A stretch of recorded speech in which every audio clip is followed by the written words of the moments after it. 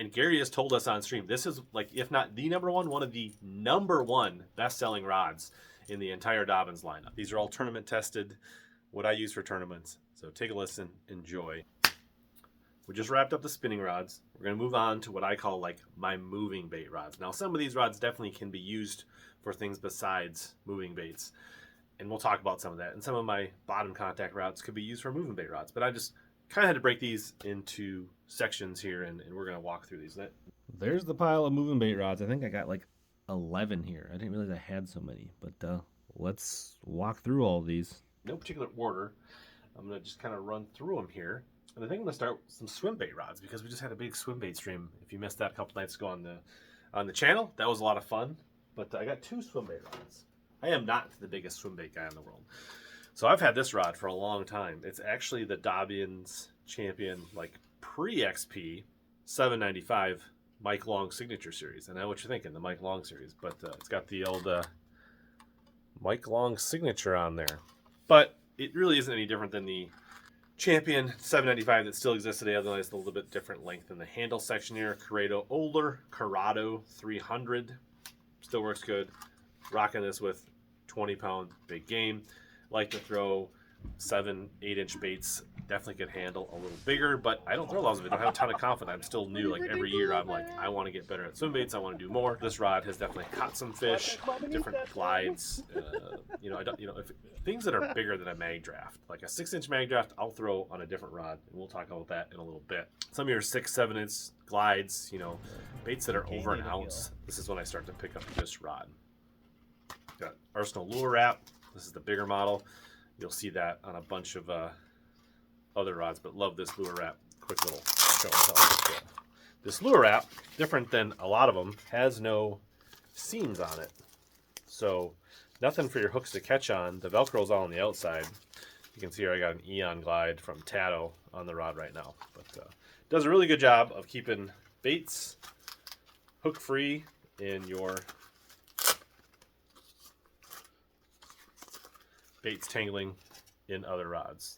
The Dobyns 795 is a 7'9" 5-power swim bait rod, 15 to 30 pound line, 1 to 5 ounce rating, and it's a medium fast action. As I'm going through this, if you think of a question that I'm not answering on a rod or a reel or a setup or a lure, leave them down in the comments. I will definitely address them all, and they may turn into future videos. My other swim bait rod, kind of my alternate. So sometimes when you're on a swim bait or you really want to like go to a swim bait tournament or focus on swim baits, it's nice to have more than one rod. So this is the Fury 795 SB.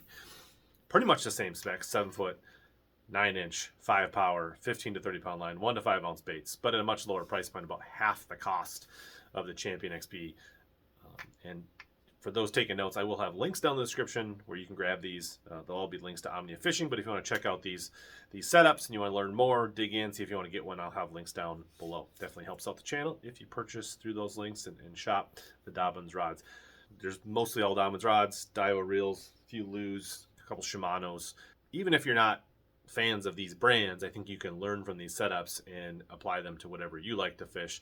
So same thing here. This is a Corrado 200 size reel. As discussed on the stream this week, you don't need 300-400 size reels for a lot of this stuff. A 200 size reel is plenty for most of these baits for 1 to 2 to 3 ounces. This is widely considered like the best entry-level gateway, getting into swim bait, best bang for your buck rods out there. If you go on the forums and Swim Bait Universe and places like that and ask questions like, what's the best rod to get started for 1 to 3 ounce baits? This 795 Fury is widely considered that rod.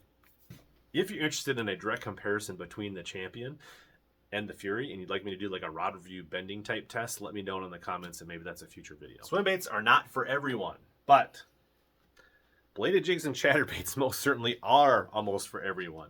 So this is my rod that almost always has a chatterbait on it. Usually like a 1/2 ounce Evo or a jackhammer or something like that.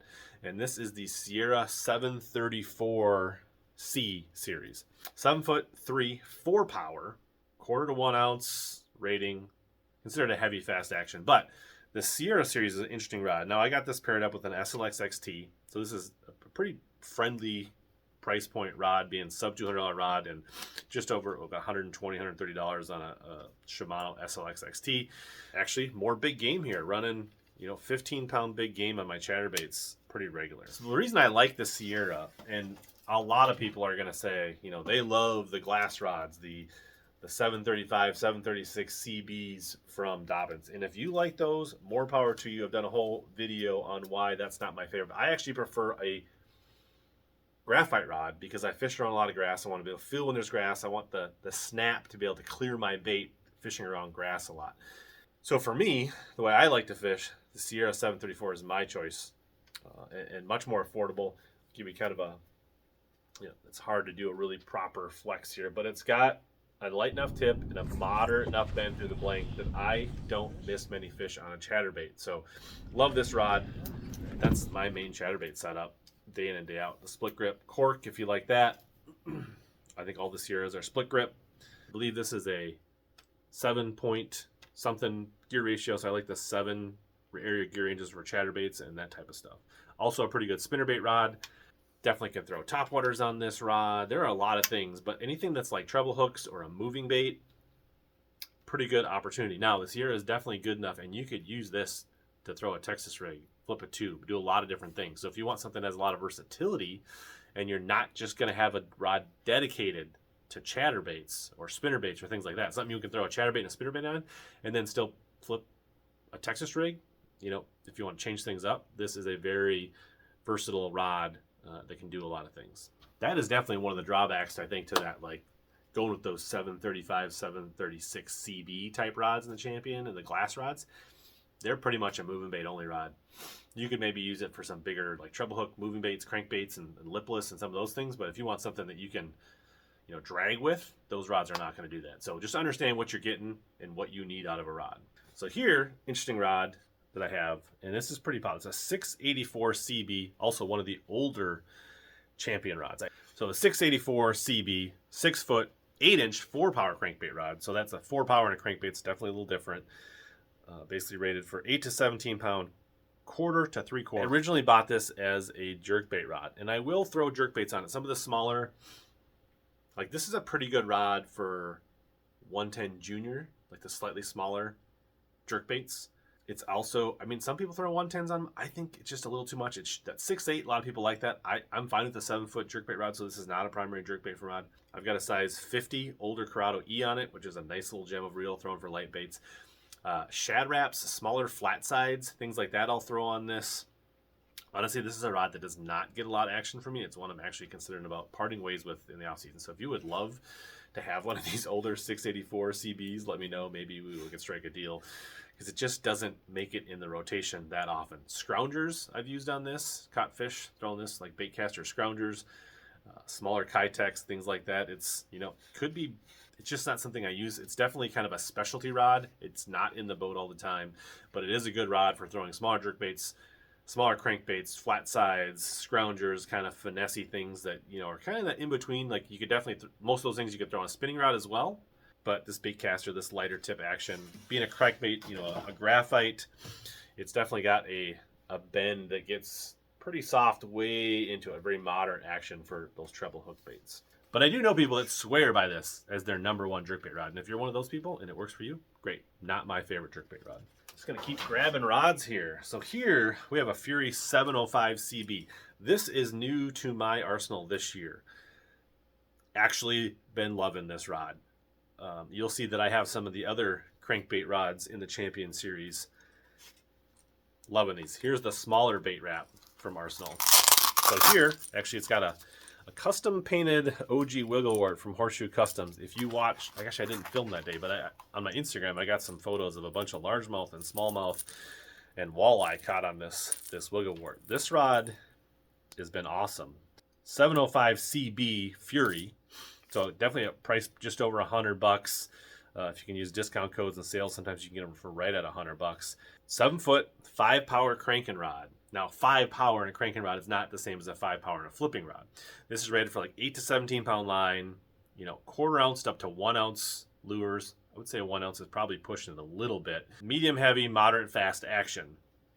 I've got actually a Lose, I think this is a BB1 that I bought in a Black Friday sale. actually think this reel does really good. Like throwing crankbaits, I've been pretty impressed. And it looks pretty good on this Fury. Good combo. I've done really well on square bills, frit sides, DT6s, wiggle warts, that kind of stuff. You could throw a rock crawler on here. Like any of that, like, you know, 2 to 3 inch type crankbaits that dive from a couple feet to maybe 10 feet. I think this is a really good rod. Wouldn't be afraid to throw a DT10 on this. Going much above that, I'd probably want a longer rod. I think there's enough backbone for it.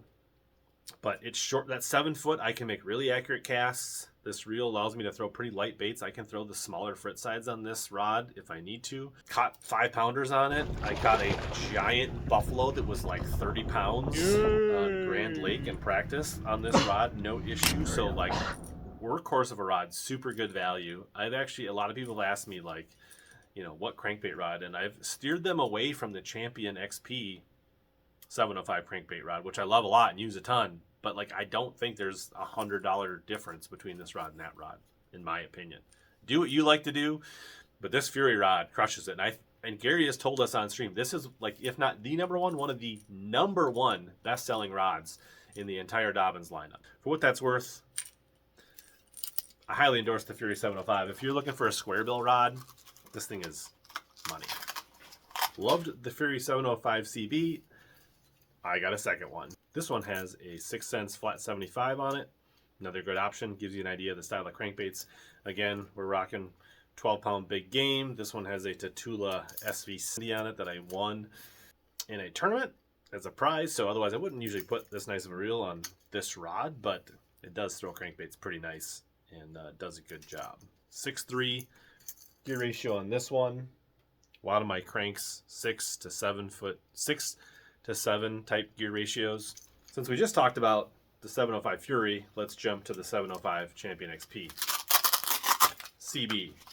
Here again, like I talked about throwing the smaller frit sides, I really feel like anything, the Fury 705, the Champion XP, they're pretty similar rods. They have similar bends. This is definitely the pre-XP, so it's got a few miles on it, so I'm sure the action has gotten a little softer over the years. Got an older Corrado, maybe like G. Crank reels vary between 6 gear ratio and 7 gear ratio retrieves. You know, rated up to 17-pound, quarter to 1 ounce. Really, pretty much the same ratings as the Fury, just at, you know, basically double price. If you like the black-blue combos, if you just feel like you have to have all Champion rods, great rods. If something happened to this, whether I would bother replacing it or just get a Fury. These rods are also pretty solid jerkbait options. So 110s, 110 plus ones, rearrange MRs, full-size stunners, things like that. The 705, it kind of floats back and forth to me whether I want a 704 or 705 for my jerkbait rods. So square bills, jerkbaits, things like that. Speaking of the 704, I do have a couple, actually 2 of the old pre-XPs. This one has a Jackal rearrange, one of my favorite jerkbaits on there, both the MR and the regular. This one has a Tatula reel on it as well. Tatula 70 it looks like. Throws the jerkbaits well. Nice setup. 7 to 1 gear ratio. This one is more of a jerkbait rod, so it's going to have 10, 12-pound fluoro carbon on it most of the time. Full cork handles. The rating on the 704, so that's 7-foot 4-power crankbait rod, which is not the same as a 7-foot 4-power jig rod or Texas rig rod. 8 to 14-pound test, quarter to 3/4 ounce rating, medium, moderate, fast action.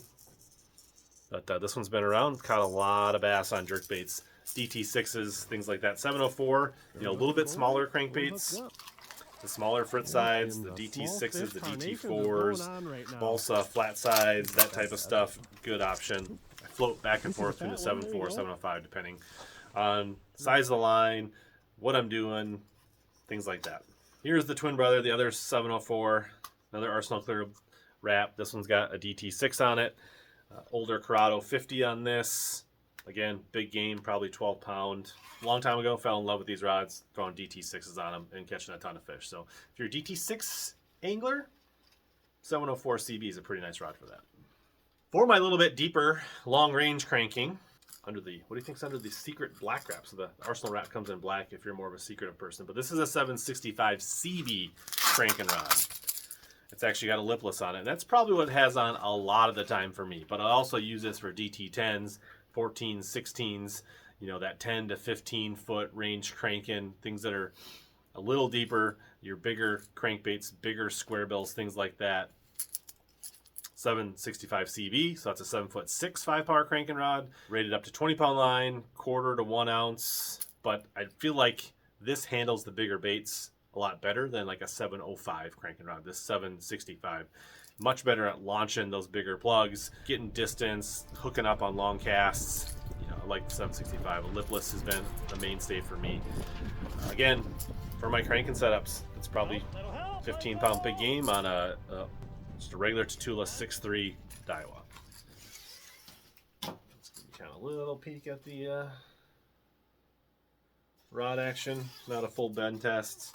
So here's a Cadence 735 CB. So that's going to be halfway basically in between that 705 and that 765. 7'3", 5-power cranking rod. Cadence coming in at sub $200. These are nice cranking sticks as well. This one has a rock crawler on it. Last used on Grand Lake, caught a few fish, practicing with AJ. 7'3", 5-power again. Rated up 8 to 20 pound line, quarter to 1 ounce, medium heavy, mod, fast action. So a crankbait rod. You know, it'll load pretty deep into the blank. Got a Corrado 150, probably 15-pound big game on that. I'm a big fan of mono copoly for cranking these days. I would say this is up to, again, a DT10. Also a good lipless rod.